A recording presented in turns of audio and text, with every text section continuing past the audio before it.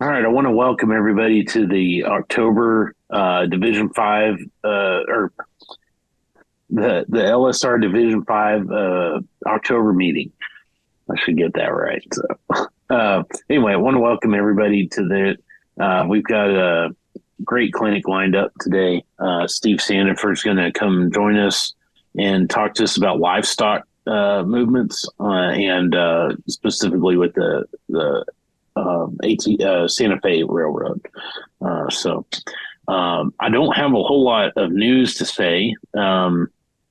November's clinic's going to be good. So that's with the Riley Triggs with his Bronx layout in there. And he runs Dead Rail on there. So that's very interesting to hear about his operations and stuff on that. So be sure to tune in for that. I've realized I've been sending out the wrong link for the meeting, and I did that last month, and I corrected it. And this month I copied it and forgot to change it, so I'm going to make sure that I do that, so that way we have our regular um, uh, Division Five room that I've set up in Zoom back to the regular link. So need to fix that. And then November is the Lubbock Model Railroad Association. They're doing their annual, one of their annual trains, their fall train shows. And let me pull my calendar up here and I can get the dates for y'all. Uh, it's the week of Thanksgiving. So that's going to be, I think, November 20th through, I think, 26th. I think they go through Saturday or Sunday. Don't remember that exactly. So, but I'll probably be putting out that in the next newsletter. And yeah, and I've been busy, so I forgot the newsletter for October. It's just been crazy since like mid September. So anyway, I'll hope to get back on that soon. And I think that's all the news I have for right now. So I want to just open it up to anybody that wants to share anything, if they've got anything they're working on or have questions or anything. So I'll open the floor up. Just unmute your mic and talk. I've met John before, but I'd like to know where y'all are from. Yeah. Yeah. If you want to introduce yourselves, that would be great. Okay, I'll start off. Steve, I'm up in Angel Fire, New Mexico at the moment, but I'm going to return to Amarillo, where my model railroad is. I'm sort of anxious to get home. I've been gone a long time, all summer, as a matter of fact. And I'm modeling G gauge, and I found out there's other G gaugers in town in the last 2 years, and there's four of us, and we have a new guy that moved to town a couple of years ago, and he's starting his model railroad outdoors. So we're doing things in G gauge. Since I met you at quite some time ago, I've started 3D printing G gauge cars, and I haven't decaled any of them, but I got a couple of them that are painted, and at 3 foot away they look pretty good, but they aren't contest winners. And I'm trying to get some more experience in a better printer so that I can print some better cars and start doing the CAD work to make some cars.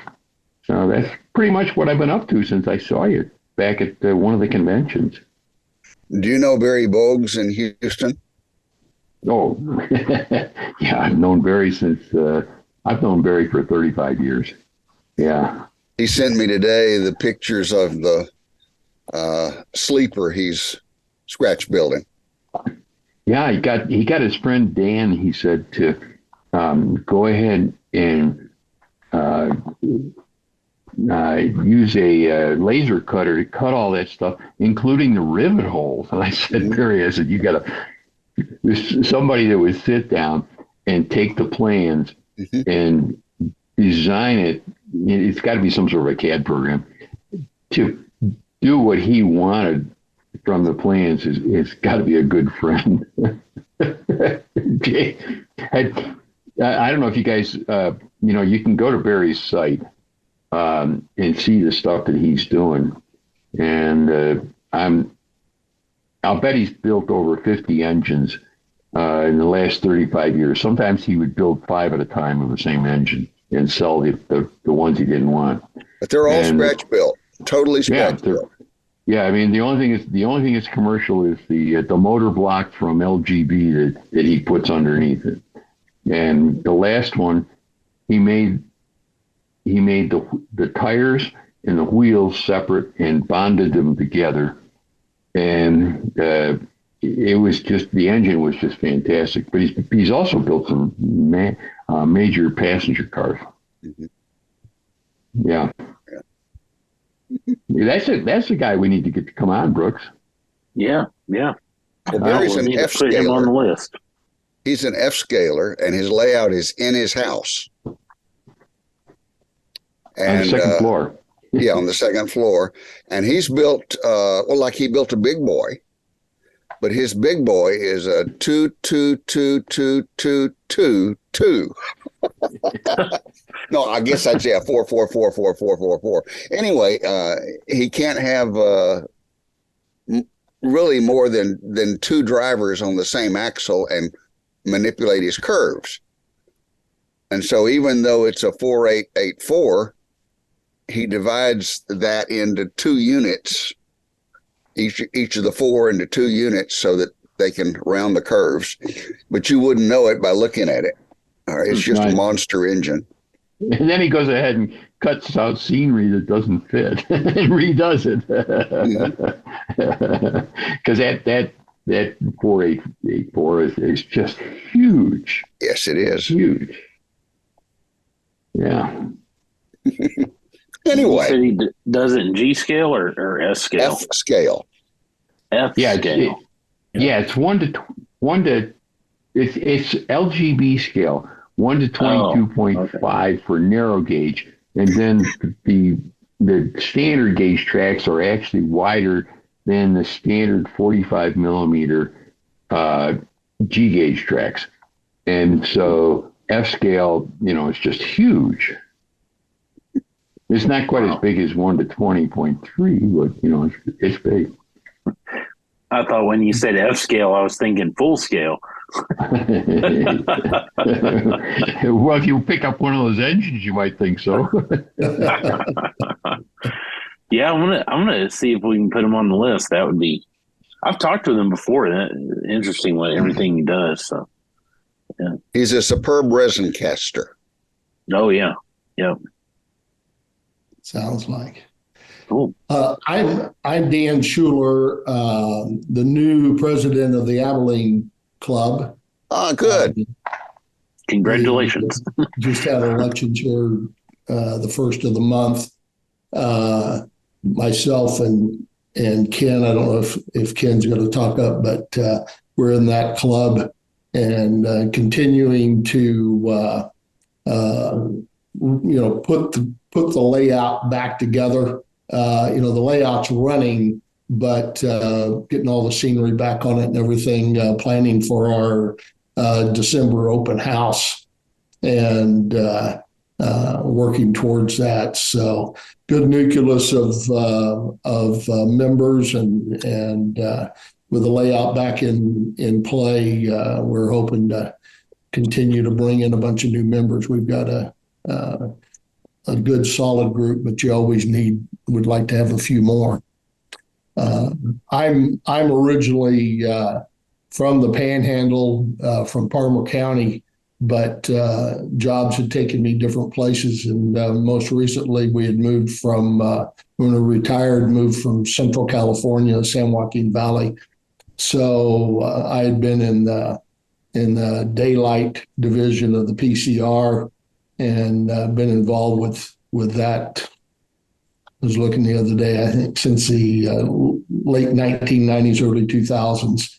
I'm a narrow gauger because of a ranch my dad had in the San Luis Valley where the dual gauge went through it, and that kind of struck a bell a long time ago. It took a while to come to life, but I've got small a couple small HON3s, and now that I'm here in Abilene, we're trying to hook that into some HO also. But that's what I do, and that's where we're at. I had gone up to Lubbock last when was that, spring, summer, for the meeting? Yeah, in June. Yeah. Up there. Where's the Abilene Club meet now? We're on Pecan Street, just off of Treadaway. I had seen your place downtown, which I think was in like a pinball machine place or something. Yeah, and then I saw it. When I came to the club, I've only been here just less than 2 years. Okay. And so when I came to the club layout was in storage. Yeah. Okay. And so my experience with Ken can speak. I don't know if Ken can talk about the other aspects of it, but we had downsized by one peninsula, but we've got the HO layout. And we've got a G scale, actually not G, O scale, the 3-rail, and then we've got a small N scale layout that we have there at the club that different people are working on, and so it gives us a pretty good idea. I think one of the club members had measured the other day, and we have 17 scale miles on the club layout. So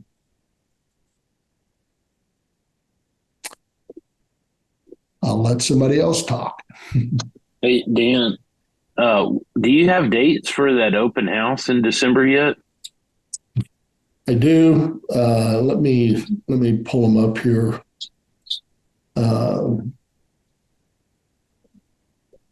I said I do, and maybe I didn't. It's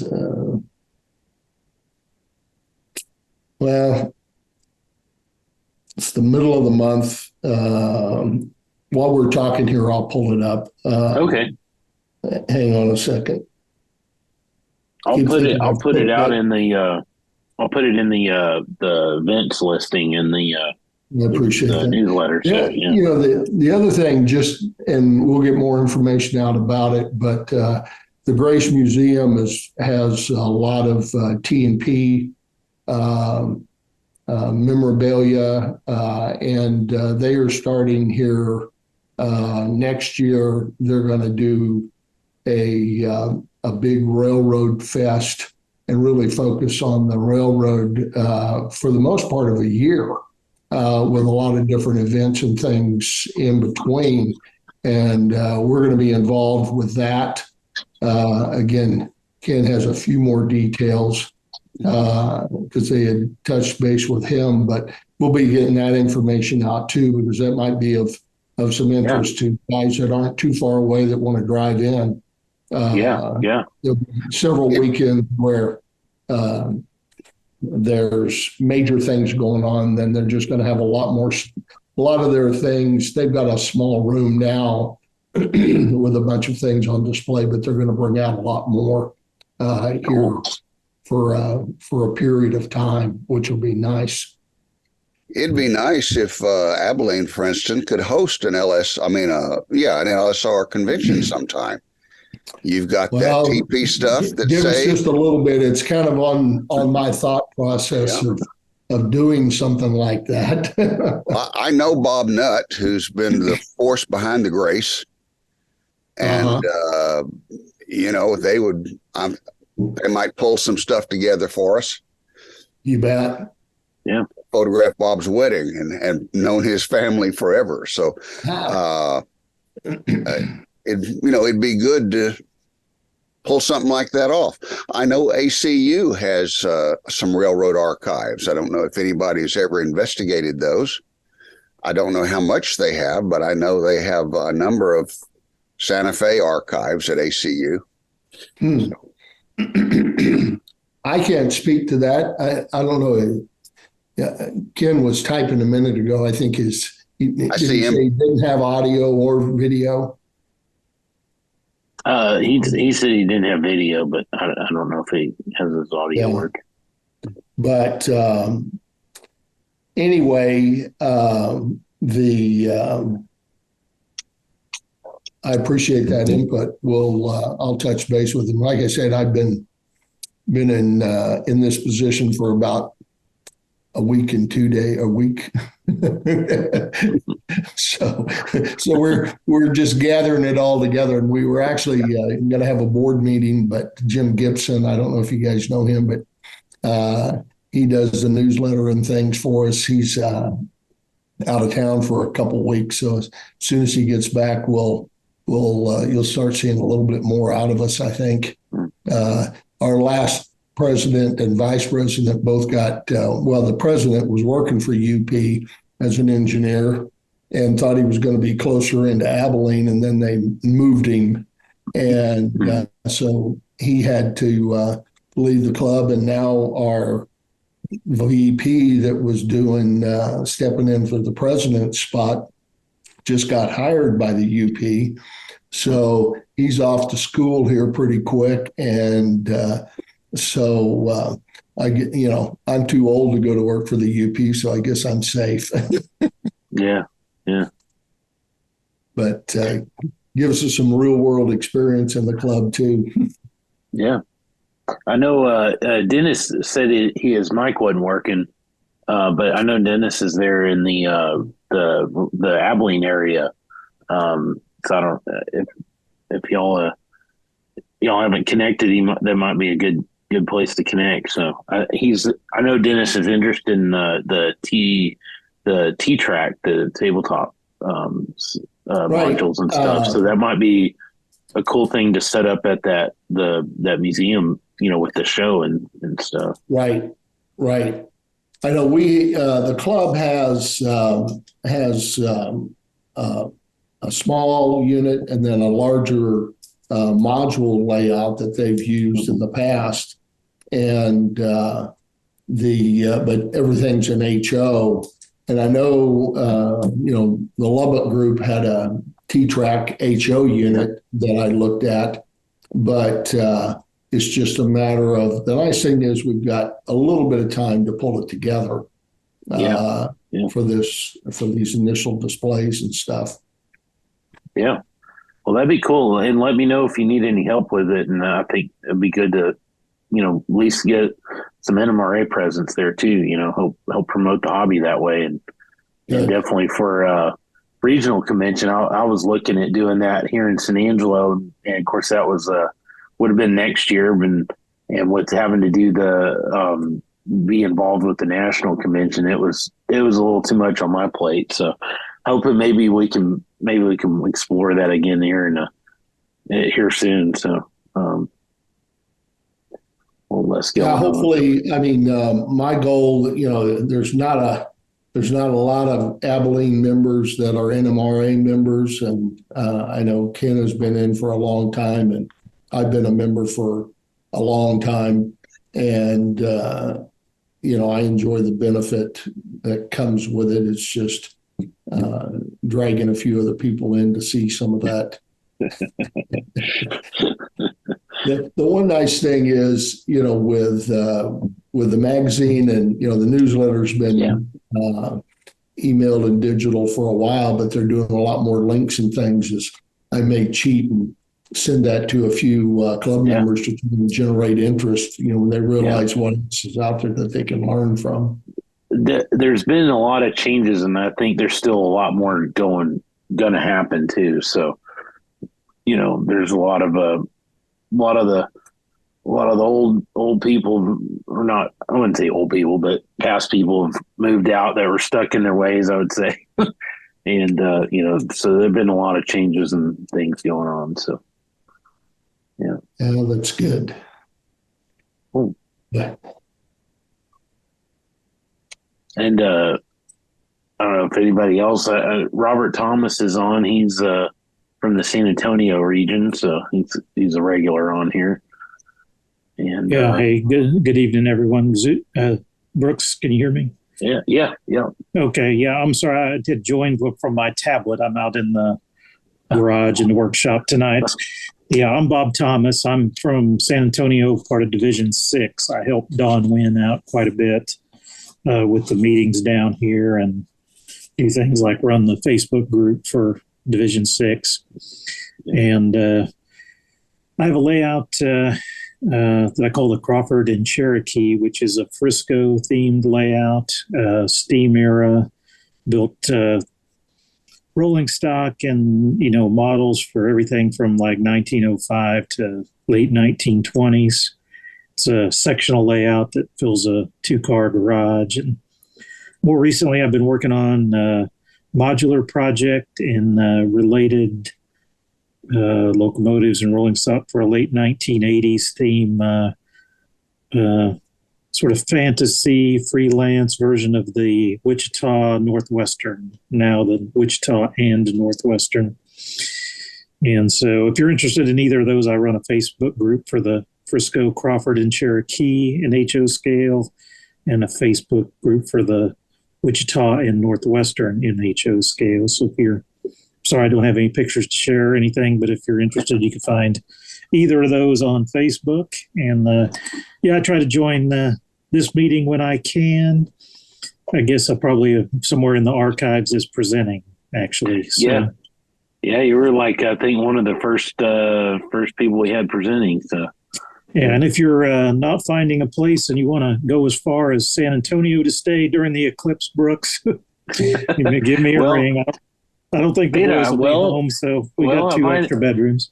Yeah. Which side of San Antonio are you on? Northwest. So not far off I-10. Yeah. Well, I did book a room for a week at that Drury Inn right there because I thought worst case I'll just commute an hour. It's not bad, but I might hit you up on that. So that room's still not cheap for 5 times. And we have a member that's just south of Kerrville up there. You might look him up as well. The Hill Country Northern, right? Yeah. The Hill Country Great Northern layout.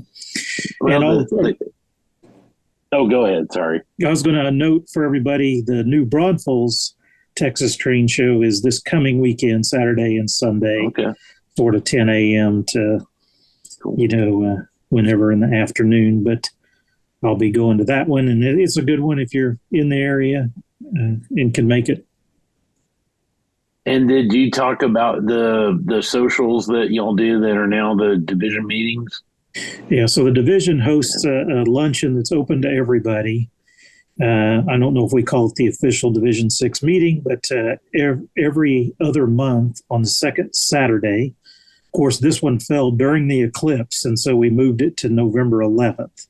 So we meet at a Longhorn Cafe that's a hamburger place on Saturday for lunch and have a clinic or presentation or two. People bring things. We'll visit a layout in the area if there's one available. But it's a good time. We usually have a couple dozen folks show up, and certainly all welcome if you find yourself in San Antonio. Barry Boggs actually comes and brings a model every now and then, all the way from Houston. So, wow, cool.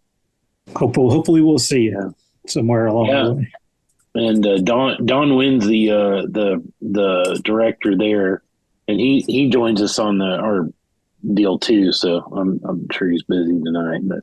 Yeah, we appreciate you joining. So, of course, good to see everyone. Yeah. And Ken Rediger is there in Abilene. I think Daniel was telling us about him earlier. Yeah, you can just call me Dan. It comes up Daniel because of my official. Oh, okay.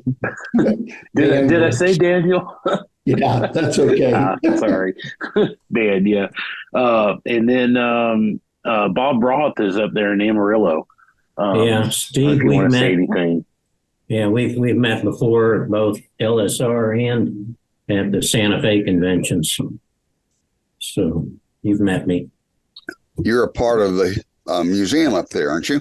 Yes, I am. Slightly involved. President of Vice and secretary. So it's keeping me busy in my not so spare time. Cool. Well, has anybody got anything else to talk about or show us before we get into the clinic?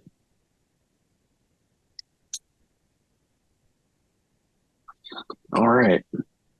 Well, I'm gonna introduce Steve now. So since we've all introduced ourselves to him, so Steve Sandifer is the newly elected treasurer of the LSR, Master Model Railroader. I think if I'm correct, he's the involved with the Santa Fe Historical Society. President or not president or okay. I'm wrong on that one. So anyway, he is involved with that, and he models the Santa Fe. I'm sure he'll show us some pictures from his layout and stuff. And so I've known Steve for a little while, and I've attended his clinic that he gave at the national convention this year about livestock.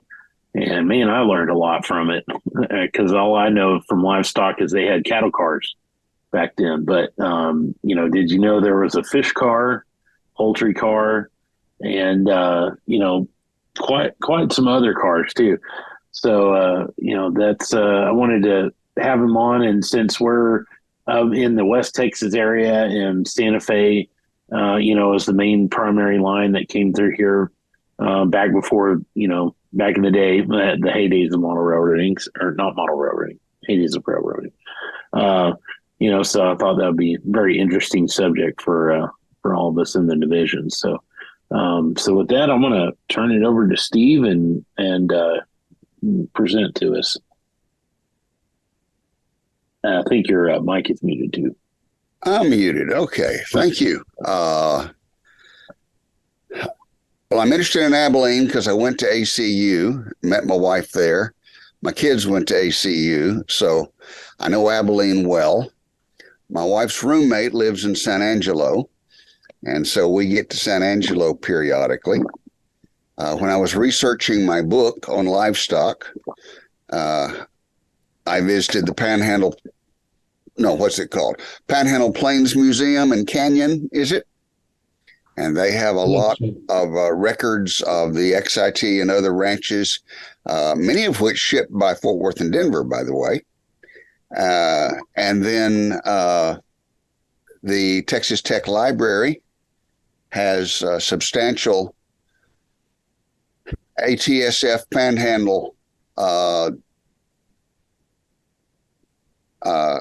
and Santa Fe records, including a lot from San Angelo, by the way. I researched a lot about the lines built out of San Angelo and the livestock shipping in San Angelo out of Texas Tech Library.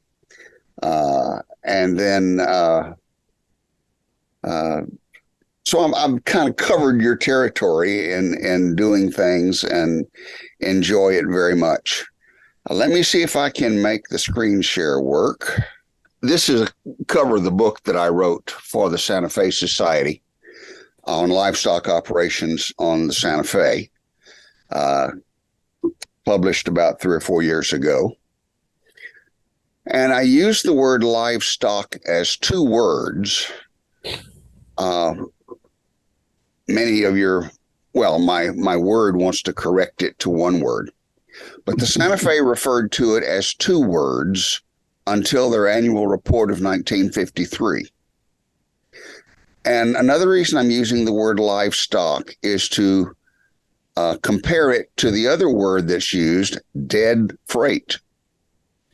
And livestock are living creatures. They have to be treated with special care, just like passengers.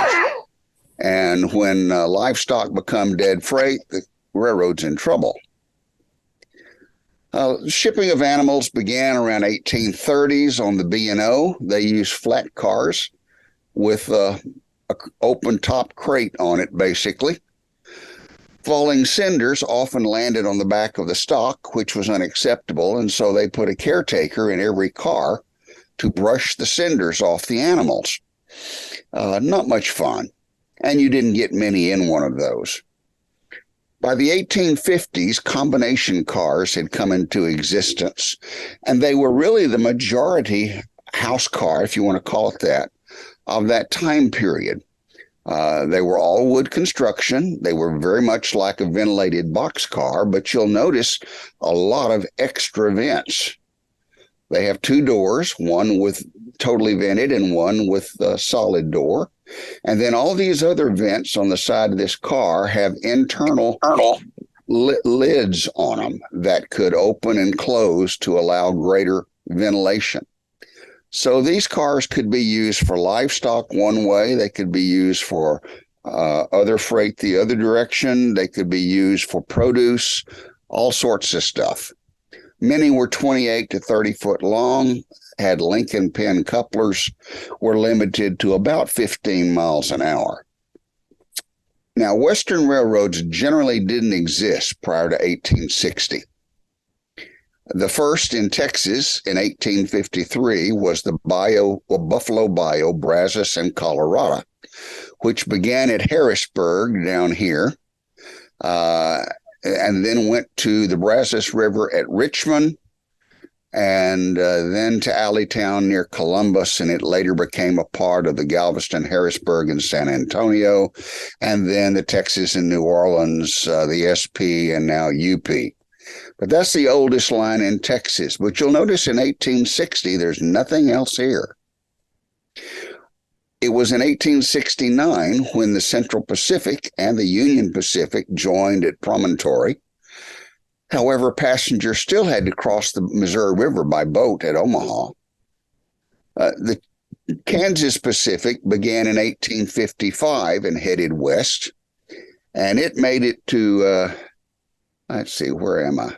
Okay, this is the Kansas Pacific, and it made it to Denver in 1870 before the Union Pacific under Jay Gould took it over.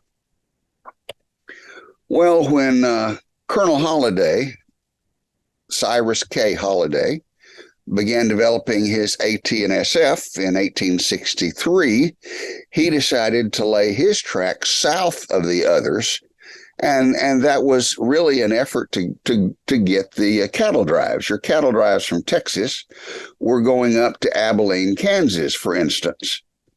And by bringing the Santa Fe south of Abilene, he intercepted the Chisholm Trail 60 miles south and basically put Abilene out of business. We've all heard of Abilene, Kansas, the big cow town, the Gunsmoke and Boot Hill and all that stuff. But all of those tales of Abilene lasted about 4 years. And then when the Santa Fe came through at Newton and Florence, Abilene became a ghost town. Many of the structures in Abilene had a solid front and a tent back anyway, so they just folded up their tent and moved south and reestablished their towns. When Santa Fe built south to Wichita, Newton dried up. And as the Santa Fe moved west, it caught more livestock at Dodge City, shipping 800,000 head in 1884. The famous cattle drives that we've all watched on TV westerns largely existed between 1870 and after the Civil War and 1890. Soldiers returning from the war discovered that a lot of cattle had been born during the war and they had not been branded. They also didn't have fences at that time, so it was open range. So these former soldiers ran out and caught a lot of cattle that didn't have brands on them, stuck their brands on them, and this was the beginning of the travel herds up to the northern area.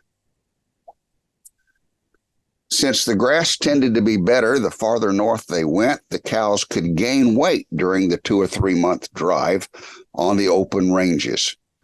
But all of this came to an end around 1890, 1893, and two things caused it. One was the spread of the railroads, so you didn't have to go as far, and the other was the invention of barbed wire.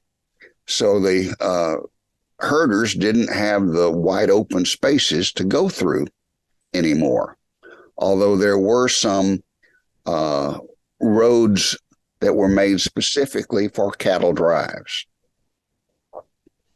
Back to our combination car. The idea was that merchandise produced in the east could be hauled to the west in these cars, and the livestock and other things grown in the west could be shipped back to the hungry people of the east. Combination cars and stock cars made up the majority of the Santa Fe fleet in the early days.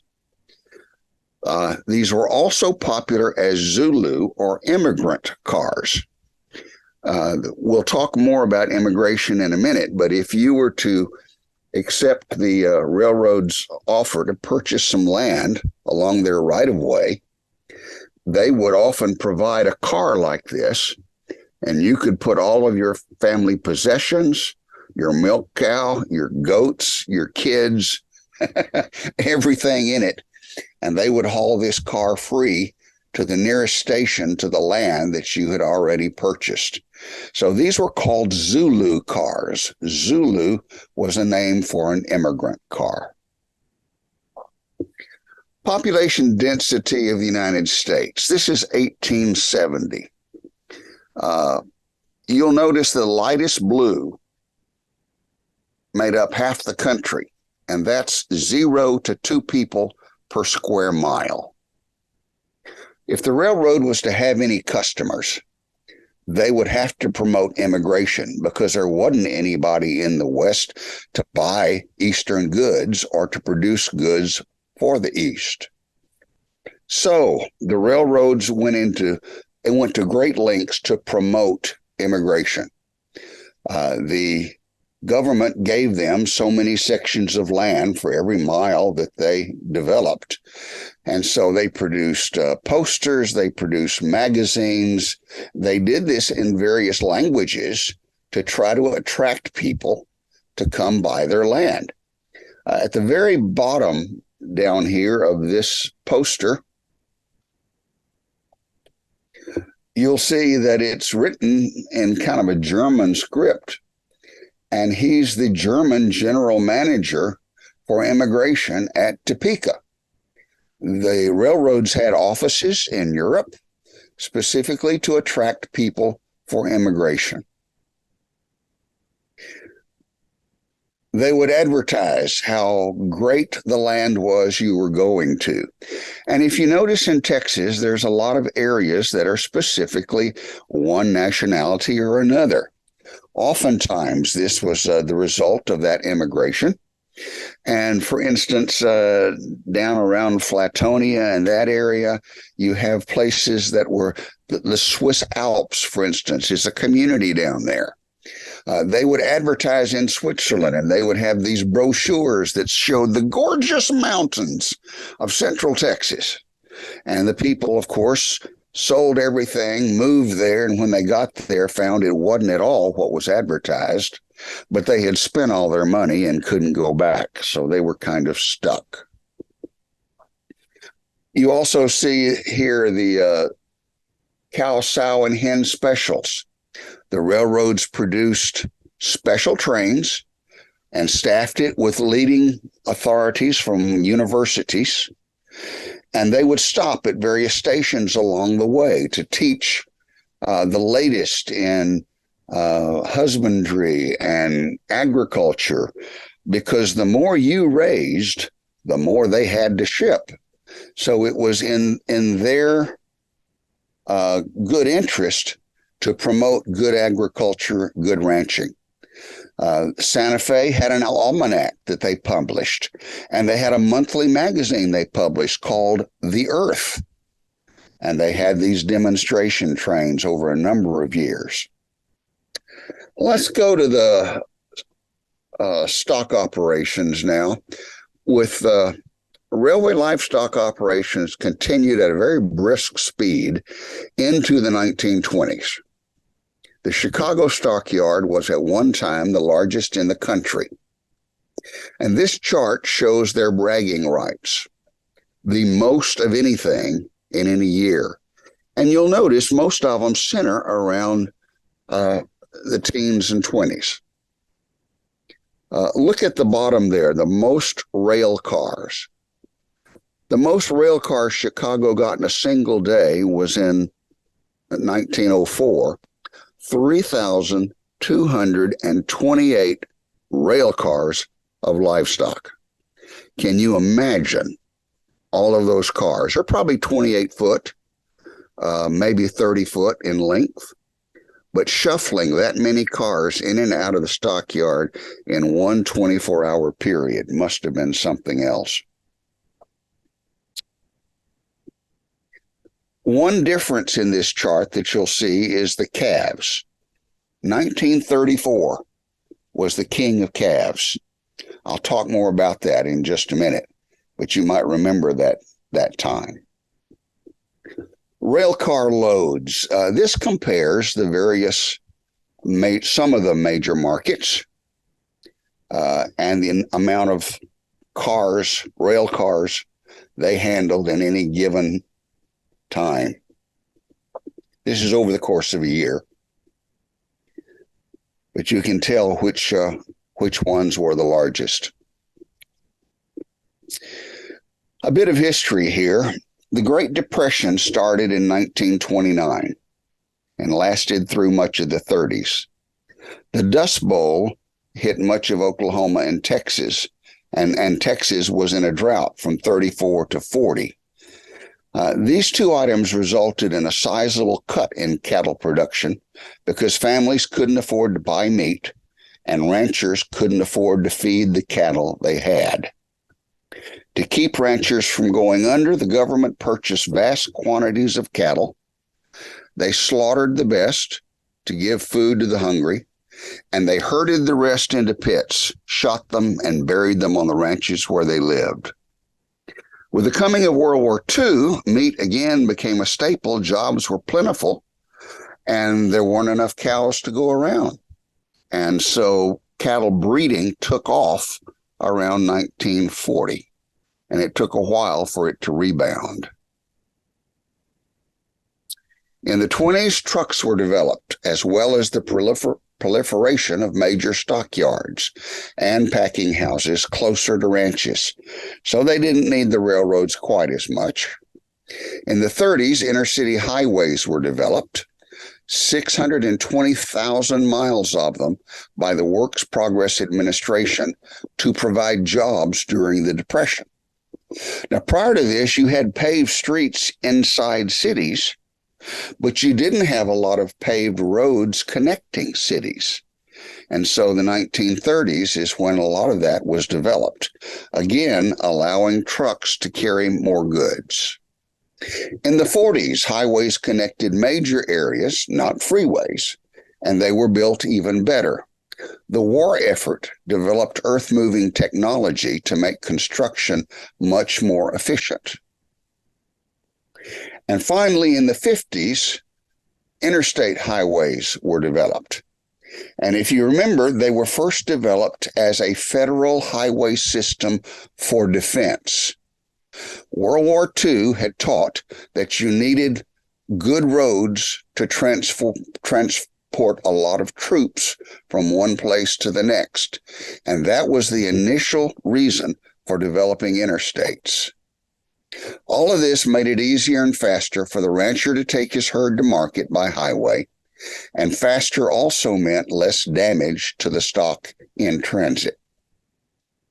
Prior to World War II, virtually all livestock was raised on natural feeds like alfalfa, corn, hay, prairie grass. The concept of feedlots began in the 50s. Meat packers began to build their plants in mid-America and contracted with local ranchers and established feedlots of their own, eliminating the need for major markets like Chicago, Kansas City, St. Louis, or Omaha. And of course, that meant a reduction in the need for rail transportation for live animals. Prior to World War II, much of the meat production infrastructure was worn out and needed replacement.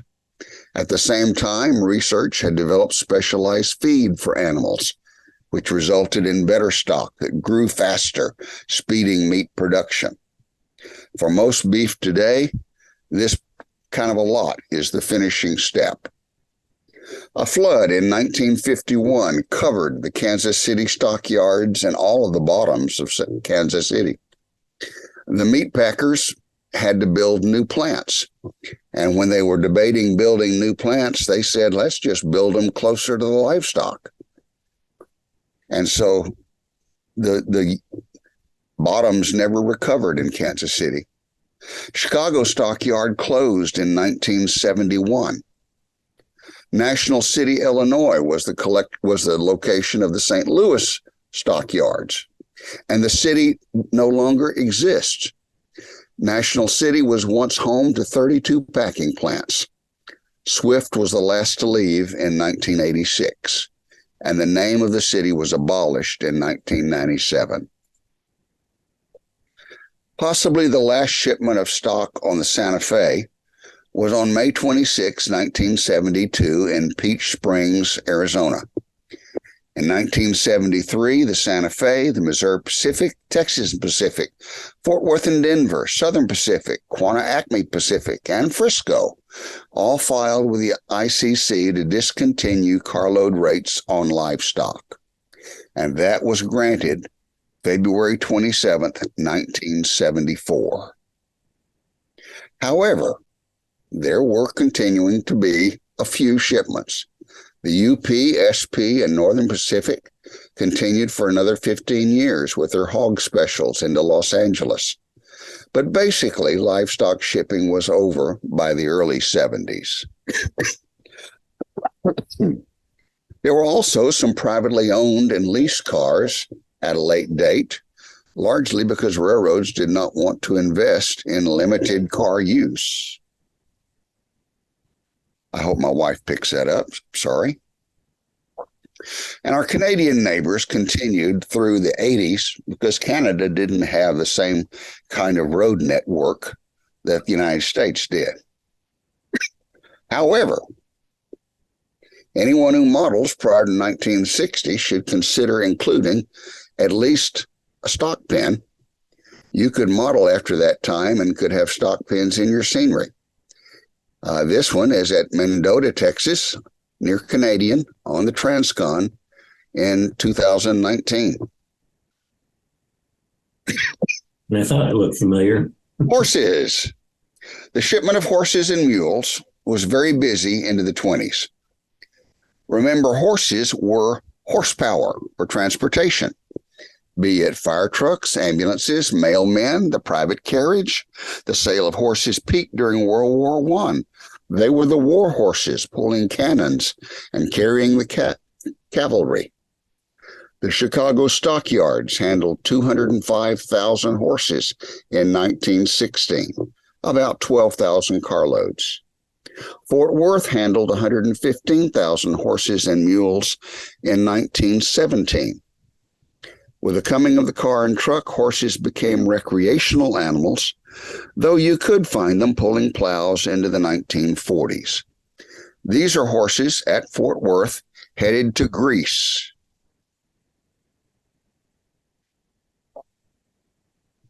Some were also raised for their meat. In 2012, the United States was the third largest producer of horse meat in the world, with about 154 million pounds. 18% of the French population dines on horse meat, and it was popular during 1973 to 75 recession here in the United States because it was half to a quarter the price of beef and tasted virtually the same. It is also used in pet foods. China produces half of the world's market for horse meat. Cattle. Each dot represents 5,000 head.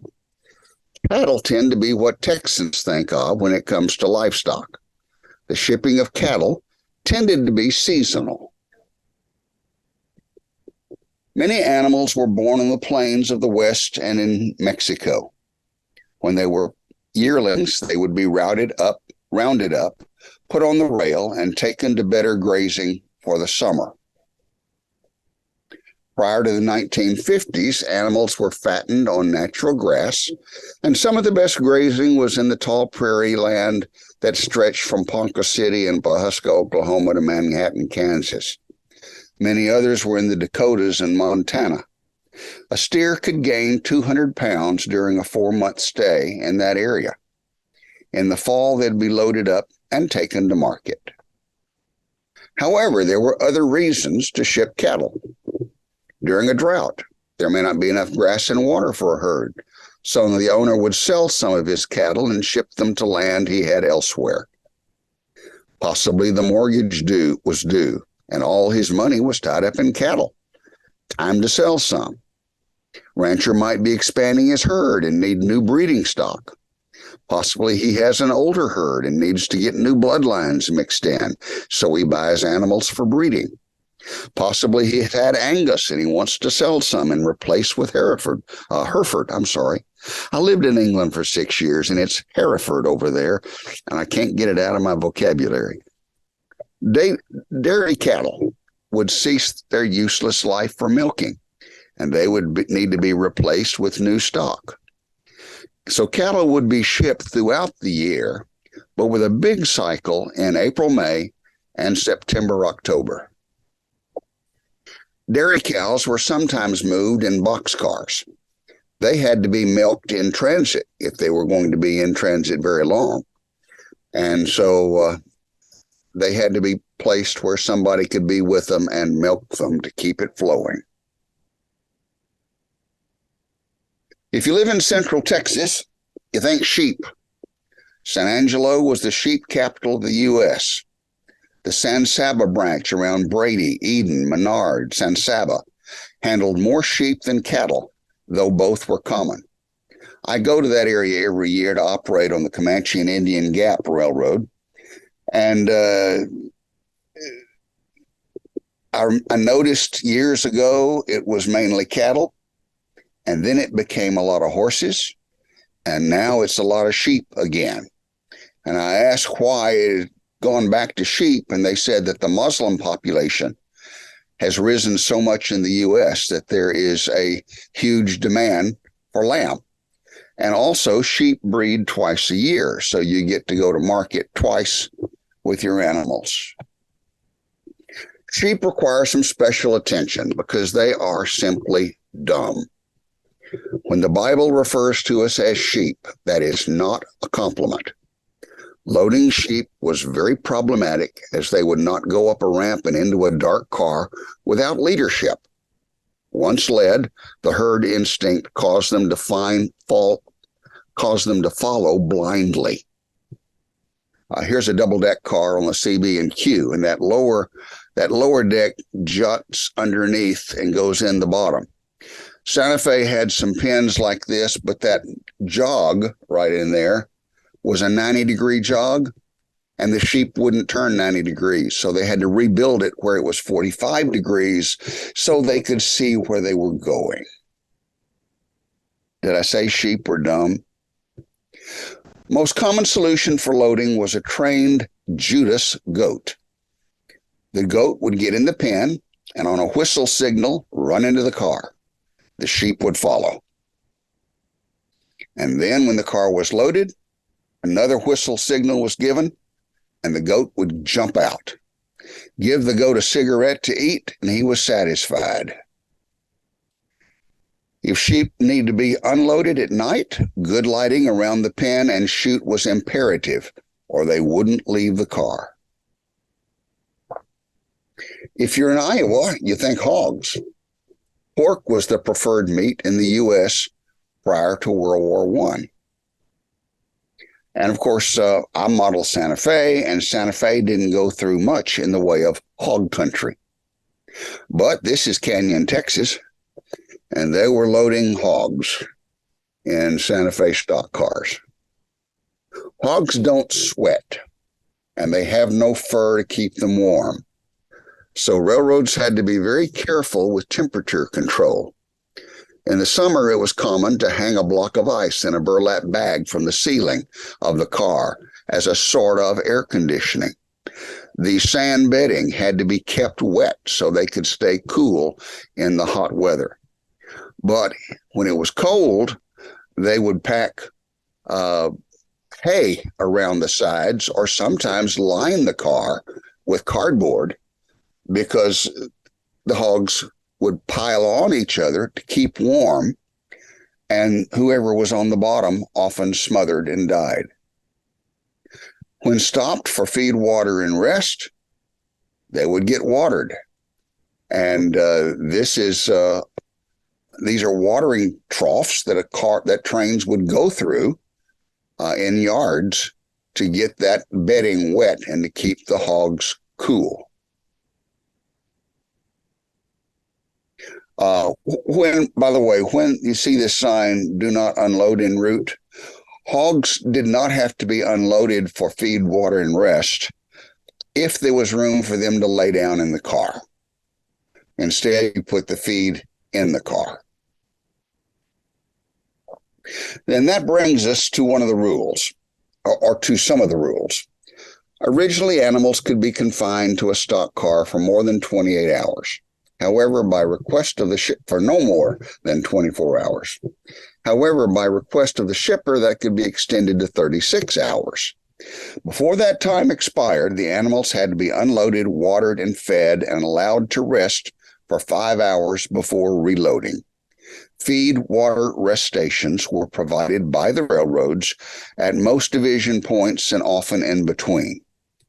At a feed, water, rest station, the animals would be inspected for shipment damage like broken legs, goring, or death.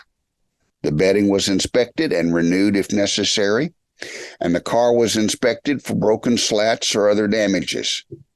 Generally, there was one pen for one deck of the car, so the animals that came in one car stayed together for the entire trip, and at least on the Santa Fe, were usually loaded back into the very same car they arrived in. So you want to ship some cattle. What do? You begin at the depot with the agent. You tell him what you plan to do and submit a request for cars and give him the date. The agent then informs the livestock department, and they plan the routing and quote a price. Once approved, the car locator finds the necessary cars. The Santa Fe had locations where they or a contractor shoveled out dirty cars and put in new bedding, usually 2 to 3 inches of sand. In some areas, the bedding was applied at the loading pens by the section gang. The cars might be prepared and stored up in advance in anticipation of a spring or fall shipment. Often on the San Saba branch, the cars were cleaned and bedded at Lomita and taken to Menard to accumulate in anticipation. UP had this tractor at Ogden for loading sand into the bed of stock cars. The Santa Fe in later years contracted with somebody in San Angelo who had a front-end loader to bed their cars. The agent would fill out with his manual typewriter much of the paperwork in advance, but some things could not be concluded until the car was loaded. This photo was provided by Lowell Gage, who lives in Houston. He was the agent at San Saba as this loading was going on. This is at the Owens Ranch. A company photographer has his movie camera on a tripod with the superintendent of the livestock department in Fort Worth using an early electric cattle prod to motivate the animals to get moving. The large man with his hands behind his back is Gordon Locke, conductor on this train, who now lives just north of Temple and is a source of all sorts of great stories from his days on the Santa Fe. The Owens Ranch had their own stock pens with 2 chutes. This one is for cattle with a double-deck chute for sheep. The ranch hands were responsible for loading, not the railroad crew. Owens brought in a lot of Mexican cattle to be fattened and then shipped them to Fort Worth. This is same day, and you can see the double-deck chute in the background while the cattle chute is in the foreground. On loading day, the train would pull up with empty cars. The brakes were set on the last 2, and then the cars would be shoved up the loading track. Doing this kept the slack tight. One car was loaded, the train shoved back to the next car, shoved back to the next car, shoved back to the next car. Whatever number of cows or cars the rancher ordered for a given destination, the railroad always provided one more. The railroad's thought was that they did not want the cars overloaded. So they would have an extra car if they had to say there's too many in that car. Of course, the ranchers knew they were going to have an extra car, so they frequently bought too many animals anyway, knowing they were getting one car free. Every animal was inspected by the railroad, and 2 people counted to make sure their numbers were right. If 25 cows entered a car, they wanted 25 cows to be unloaded at the other end. A miscount or a sick animal accepted by the railroad became a claim against them. All the while, the agent was busy typing the remaining information on the contracts. When the agent was through, a copy went to the crew, a copy to the owner, and the rest went back to the depot. Stock cars were kept on the head end of the train to minimize damage from slack action. These were, I should say, loaded stock cars. If they were empty, it didn't matter where they were. For operations, it's important to know if the car is full or empty. This is an interesting photo for Santa Fe fans. FT 102 with 2 headlights eastbound at El Dorado, Kansas, October 1950. It's interesting because it's the only freight FT that had double headlights. A trip from the Owens Ranch to San Saba or Fort Worth could be completed in the allotted 36 hours. Brady to Lomita, to Brownwood, to Fort Worth. However, a longer trip, such as to Kansas City, would need to stop along the way at least once. If it was sheep, Purcell, Oklahoma was a common place for them to stop for feed, water, and rest. Each feed, water, rest stop cost the shipper money, and they had to pay for the feed. So most shippers wanted their animals headed to market to arrive on a certain day for the auction. If they were a day late and the market dropped in price, you could be sure the railroad would get a claim for it. Santa Fe's practice at feedwater rest stations was to send foreign road cars home and supply Santa Fe cars for the balance of the trip if they were available. Other roads, which had fewer cars, often did not change cars. Some feeding stations, like this one at Emporia, Kansas, were enormous. They became the first feedlots. This photo was taken from a grain elevator to allow for custom feed mixing. The shed below is a wool and mohair storage barn, since they offered sheep shearing. 40,000 sheep were in residence when Delano came through taking pictures in 1940. These 2 are sheep barns. This is a horse barn. And all of these back here are cattle pens, and some are covered cattle barns. You can see all the double-deck chutes on this side for sheep. Same thing on this side. It was 2-sided. And then all the chutes down here were single-sided for horses. It's quite a big operation. Once the shipment was terminated, the stock car became just another empty car. It would be sent for cleaning, which usually involved shoveling and sweeping out, and inspection for any damages. If any board was broken or loose or a bolt was protruding into the car, it had to be repaired. Most of the color photos we see of stock cars come from the 1960s, when they were often surplus and not much attention was paid to their maintenance. In earlier times, they were very well maintained, at least equivalent to any other woodside car. The car distributor would determine where to send an empty car next, and it could be positioned anywhere in a train.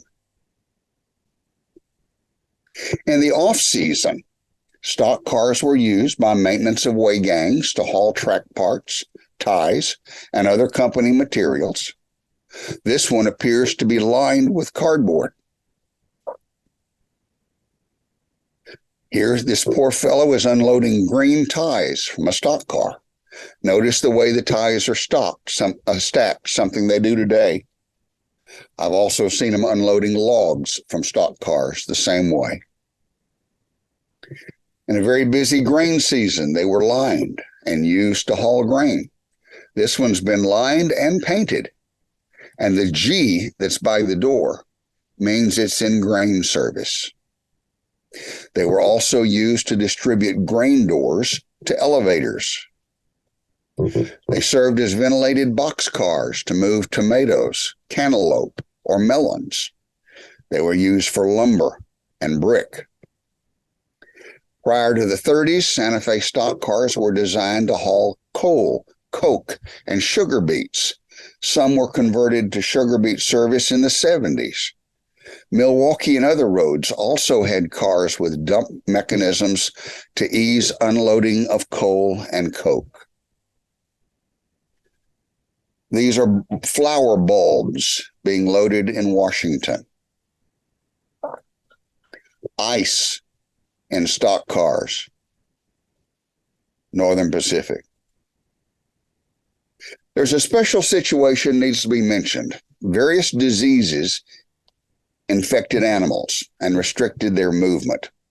The Mexican tick fever, as an example, prevented Texas cows from being shipped north of Oklahoma unless they had gone through a regimen of dipping. In Texas, this resulted in many communities having two sets of stock pens, clean pens and dirty pens, dipped and not dipped. It also restricted where the animals could be fed, watered, and rested, as the presence of an undipped cow in a clean pen contaminated that pen, and then it had to go through a special ritual that was specified by the government for cleaning. There were federal rules for transporting and disinfecting the car and the pens involved in shipping dirty animals. I especially like this label, this car cleaned and disinfected in Canada, in Toronto, and it's a Santa Fe stock car. You might not expect that to be in Canada.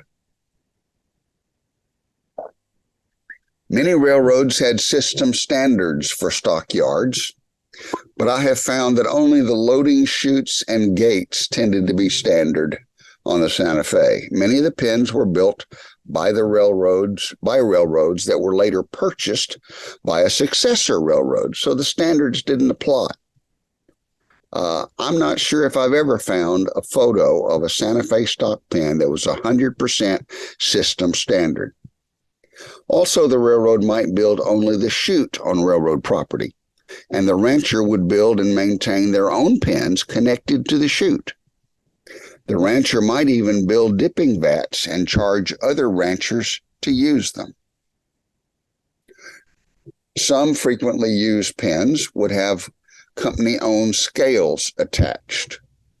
In other cases, there might be a scale owned by a co-op or a private owner. Many pens had no scale, so the car would be weighed empty at the yard and weighed again once it was loaded. There are very few prototype pens left on the Santa Fe. The best ones I know of are at Magdalena, New Mexico, and Bowring, Oklahoma. Some, like this one at Magdalena, are national landmarks. And there's a few others that are impossible to get to without trespassing. Some have been taken over by the local rancher and still use them. Santa Fe had the largest fleet of stock cars with a peak of over 8,500 in 1940. Some railroads preferred 36-foot cars, other 40-foot cars. Some had a mix. I won't go into cars too much since there were hundreds of designs, but I will address some special ones. After World War II, as all steel box cars were mass-produced, many railroads rebuilt single and double-sheathed wood cars into stock cars to replace their largely wooden predecessors. This is an SK3 Santa Fe, which Westerfield has modeled, but it was built from a box car, a BX3 or a BX6. And this photo is 1966. Santa Fe wasn't at all the only one that did this. Many other railroads did the same thing as they had a surplus of old woodside cars. Stock cars generally ran from west to east with loads and returned empty. Early on, they used stock cars to bring coal back from the east. Some early cars had hinged slope sheets inside to make it easier to unload them. This car may be lined. You can not see through the slats there, but it's a Santa Fe stock car, and it's on the coal chute at Dodge City. This Milwaukee car, for which we have a model available from Westerfield, had drop doors, and you can see the latches here on the side for the drop doors underneath it. Some were built with bottom drop doors and hatches in the roof to allow for easy loading and unloading of coal and coke or sugar beets. Excuse me.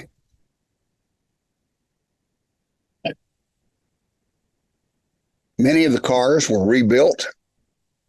Drop bottoms were welded shut or they were removed, and many had replacement roofs. These are both SKLs, but they don't look anything alike because the bottom has been rebuilt once or twice. Santa Fe after 1918 had no double-deck cars. Instead, they had convertible cars, where the upper deck could be raised to transport large animals or lowered to handle smaller animals like sheep and hogs on 2 levels. New York Central and T&P had the same mechanism on some of their cars, and probably other railroads did too. The doors on convertible and double-deck cars were often painted yellow, and this showed that they were double-deck or convertible cars. On the Santa Fe cars, they had this bar across the bottom. There was a chain bar, hexagonal, as you can see. The chain was tied to it, and this is a ratchet mechanism. They'd put a long pole in here and ratchet it, and it would pull that chain down, wrap it around the bar. That chain went up, and it was attached to this loop that then was attached to 2 chains that went up further. One chain went over a pulley at the top and back to the upper deck. One went across the car to the other side and down to the upper deck. So by ratcheting that, you could lift it up. And when it got to the top, you had this lock mechanism. There were a number of them on the side that could be swung into the inside to hold the upper deck up. The chains never held the deck when it had animals on it. When it was in the up position, these locks held it. When it was in the down position, it sat on these boards on the inside that kept it from going any lower. There were also some stock cars built for LCL service, less than carload lot of cattle. And this one, notice the small door. I know KCS did this as well. It has a small door on the side, plus the large door. And what you can't see right off, but if you look carefully, you will see plates up here with holes in them. And it goes the length of the car. That's because inside it had a movable, you can see them here as well. Inside it had a movable door, and that wall could be attached in those holes, and you could put, say, sheep or goats in this end, and you could put cattle in the other. And if Farmer Brown was getting a new cow and Aunt Bessie was getting some new goats in LCL service, this would be a great way to transport them.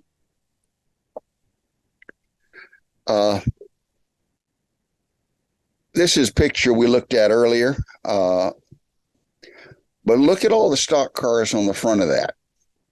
And notice that they're not all the same height. I like the fact that that different cars are of different heights, and it gives a variety to the looks of the car.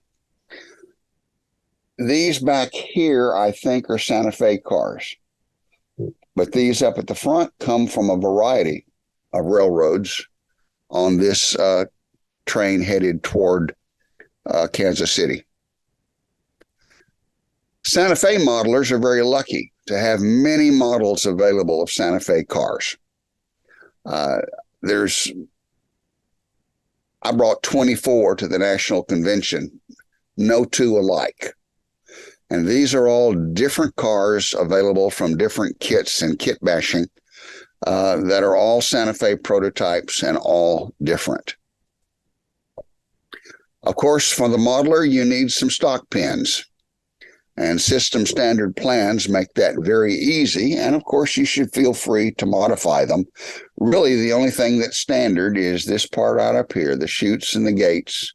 And I would see references where they would order chutes and gates from company stores if they were rebuilding a stock pin, or if they tore a pin out, they would ship the usable gates back to the company store for reuse in something else.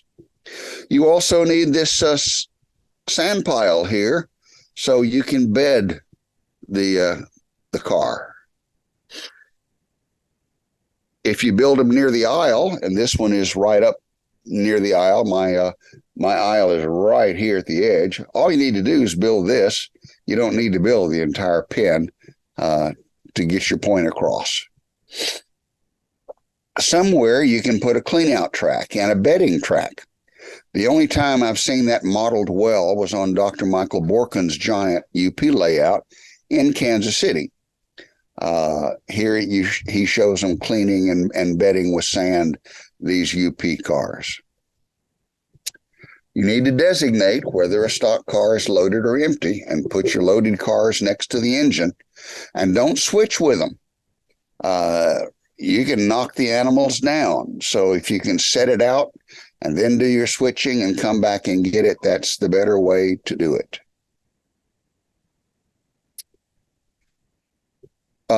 Your pin probably only needs to have one chute.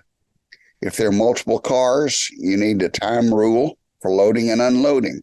You could tell your crews you need to spend 1 minute unloading this car and then back up and fill up the next one, and take 1 minute to do so. When a loaded car is in the yard, don't bury it between other cars so that there is poor air circulation. They need to be in a well-ventilated location. If they'll be in the yard for hours or until the next operating session, unload the car first. Animals don't like sitting in a hot car anywhere any more than you like sitting in a hot airplane waiting to be cleared for takeoff, being told you're 35th in line. And you probably don't need a lot of other railroads' cars on your railroad if it is a major railroad. Now, if it's a branch line, you can use just about anybody's, but if you're modeling the Santa Fe, for instance, you don't need a lot of foreign road cars. And if you get foreign road cars, try to get cars that seem to make sense. If you run a lot of livestock, consider adding a drover car or the cowboys who might accompany the stock. This practice really came to an end in the mid-40s, and most of the drover cars were converted to other uses. And remember, stock cars can be used to load other things. You can load your watermelons, your tomatoes on the house track, lumber or brick at the lumber yard, switch parts at the company store, or ties along the right-of-way. There's a lot of purposes for a stock car in your train. So that's this part of it. At National, I had a 2-lesson thing, and the other one was on the non-traditional shipping.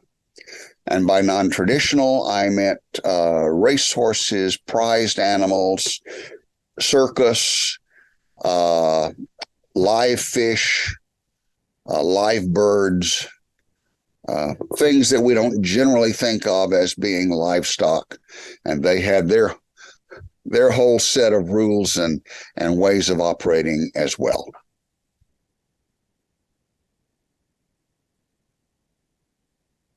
Questions? Steve, you mentioned the drovers cars pretty much fell out of use, what, in the 40s? Yeah. Did they use them at all in the 50s?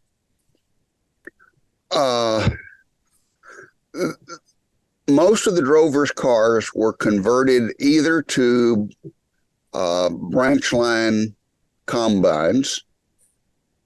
And you've probably seen the pictures of the conversions. They would take the part where the high windows were located and make that into a baggage compartment. And they used those on branch lines to replace some of the very old wood and steel cars. And some of them are used by the Atomic Energy Commission as guard cars. There's a number of those that were used. Most of the ones that have been preserved were actually used by the Atomic Energy Commission. Yeah, I was curious, more thinking of on our layout, because we're going to have a piece of the local stockyard on our layout. Right. You're looking at shipping cattle in and and out. Well, by the 50s, you have a well-developed network of sales commissioners. And so when a shipment went, let's say from the XIT up to Kansas City or to Oklahoma City, which is the two places they shipped primarily to, it was assigned to a commission in those places that received the livestock, that knew what was being looked for by the packers on that day or by buyers on that day. They arranged your animals according to groupings that they thought would sell, and they sold them for you. So there was not a need to ship your cowboys with it. Now, if you were shipping a bunch from, let's say, Central Texas to South Dakota, you might ship your cowboys with it. But I don't have any records of that going on in the 50s.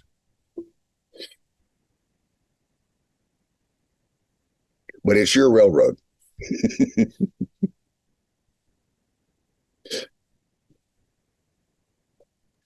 So would the livestock cars be, also have some freight behind them, or might we have seen just 100% livestock and follow with a caboose? They would always fill up tonnage. So unless they had a massive number of cars, they would fill up tonnage to go behind it. I have a stock special on my railroad that I run, and it's not an extra. It was a scheduled stock train on the Santa Fe, and it stops in Emporia. And if they have stock cars going to Kansas City, they add them. If they don't, they fill up the tonnage with other red ball freight.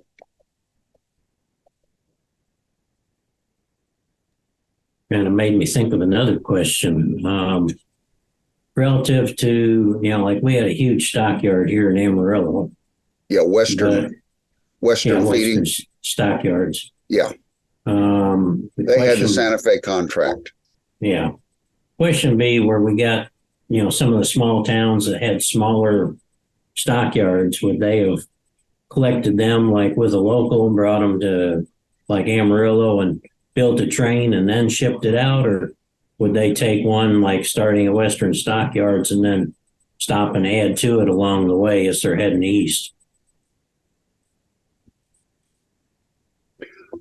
I don't think they would stop at small shippers. I think your local would bring them into Amarillo And if they got them there in time to forward them a great distance, then they would forward them on a train. But otherwise, they might go to Western for feed and water and then make up a big train to go out the next day. I know on the Pawhuska branch, because I've talked to people who handled those trains, Pawhuska branch went from Ralston to Pawhuska to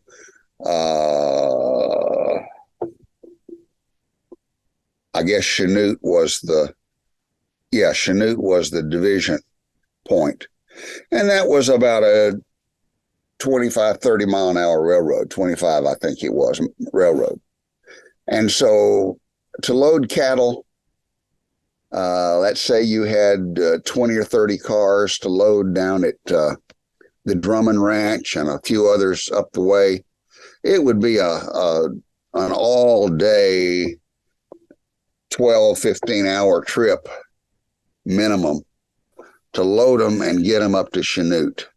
And then the question was, can we get them in a freight going to Kansas City and get them there within 36 hours?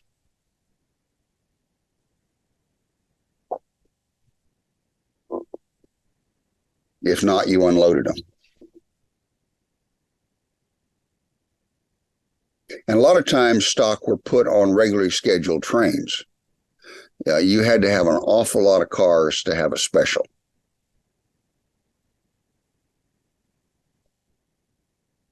It was really a pain in the railroad side because it took a lot of stock pens. It took a lot of maintenance on the stock pens. The livestock themselves required special handling, and there were a lot of claims. And so the railroad didn't consider livestock a big moneymaker.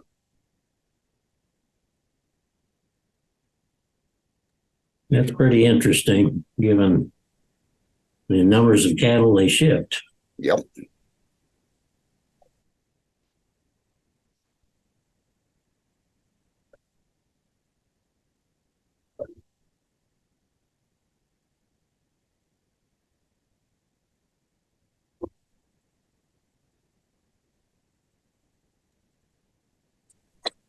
Anybody else? Anybody else awake? It's a great presentation. Got me thinking about some of the interaction with the Rio Grande and their narrow gauge to standard gauge and how they move that. And all that would be transloaded.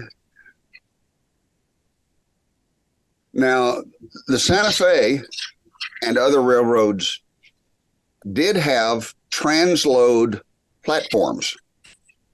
There was one at Temple where, let's say you had a car come in that had a hot box or a stuck brake or something, and it was full of cattle.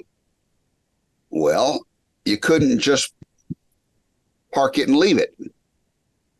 And so they had a transload platform where you could bring a stock car, a full one on one side and empty on the other, and literally march the animals across the platform into the other car. And I imagine, I don't know, I'm not a narrow gauge expert at all, but I bet the Rio Grande did the same sort of thing, moving cattle from the narrow gauge side to the standard gauge side. They would, and also depending on, because most of the narrow gauge, they take them out to the pasture in the spring, and then they bring them back out of the high country, either to market or back to lower ranches. Right. And there was some of that, but a lot of them, just because of timing and as how that moved, I think they went off the car into the yard and then back on. Mm-hmm. But I know the last of the narrow gauge, which is down in the Alamosa to Durango area, that stock quit running. Most of it 65, 66 is when they had filed and roads were getting paved, and so cattle trucks were running. But the narrow gauge last run of, I think, was 66, maybe a little of early 67 was the last stock cars that ran on the narrow gauge. Yeah. Before they started converting them to whole people.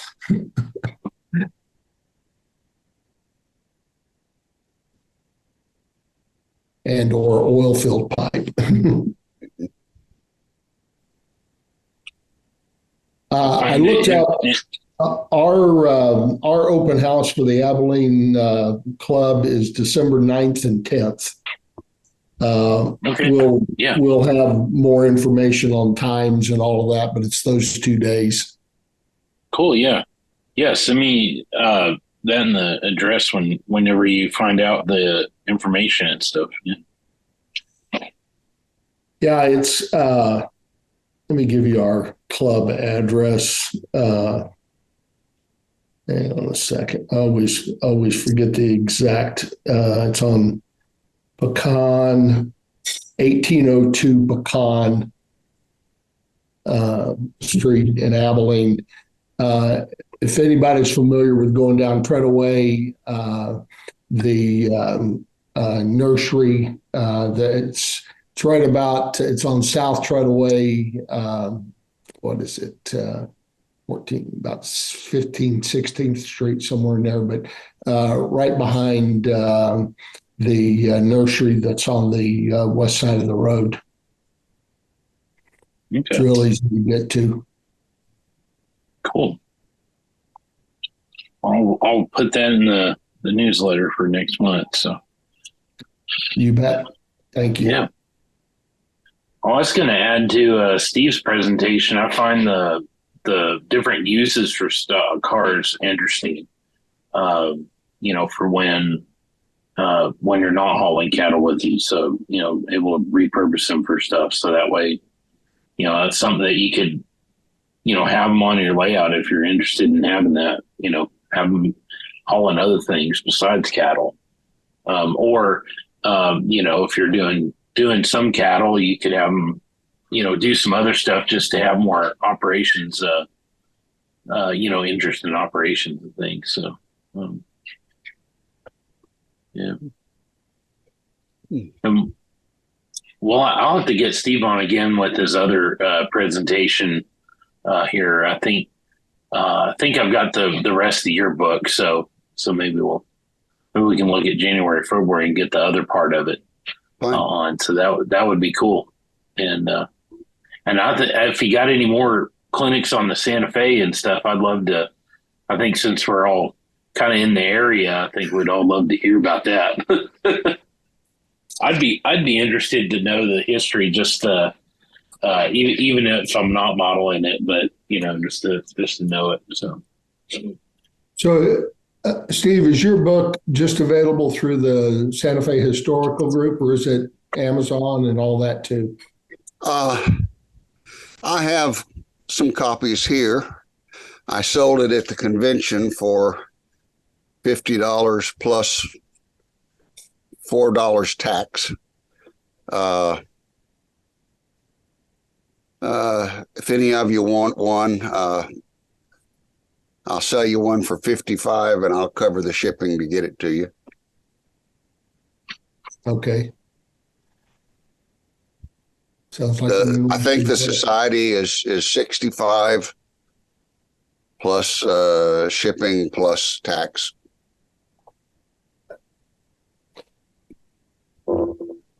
So we can grab your email off this email list for this division meeting? I don't know if it's on there or not, but I don't think so. But it's Steve. I could share it. Steve.Sandifer, Sandifer, at sbcglobal.com. livestock.net. I'll copy it, paste it here in the chat there. Okay. Cool. Thank you. Yeah. Awesome. Well, anybody else got any questions?